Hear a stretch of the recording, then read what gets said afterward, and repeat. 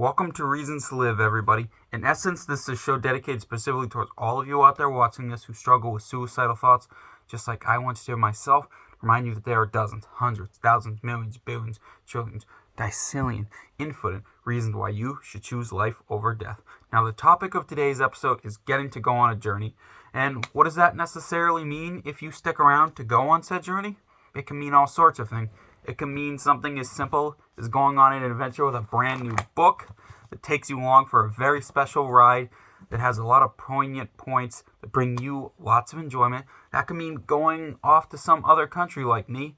I hope to go to Peru and Australia one day, see Machu Picchu, see Australia Zoo, or something, what I'm going to be doing pretty soon, getting to explore an old abandoned military base with some of my best friends, my textbook example of an adventure. And I would never have gotten or get to experience these things if I had gone through with my suicide attempt all those years ago. That night, I made the choice to live, and I haven't regretted it. I've gone on so many adventures. I have so many planned.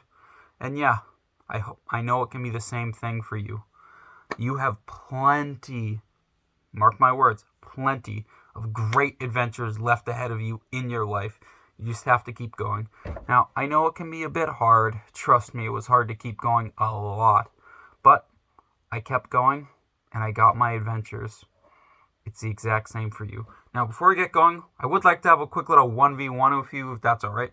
Now, down in the link in the description below, I took the liberty putting 5 mental health resources that you can use. National Suicide Prevention Lifeline, Crisis Text Line, National Sexual Assault Hotline, Trevor Project, and the Trans Lifeline. Now, maybe you've seen the numbers to these things before, and unfortunately it might be just that. Numbers. Here's what I'm suggesting. On top of their numbers, here's what I also did for you. I put their respective web pages so you can check out what they're about before you reach out. It helps to get rid of the fear and anxiety that comes with reaching out for help if you've never done it before. If you gather some information about what specifically happens, you know what I mean? Be knowledgeable, do your own research, search up.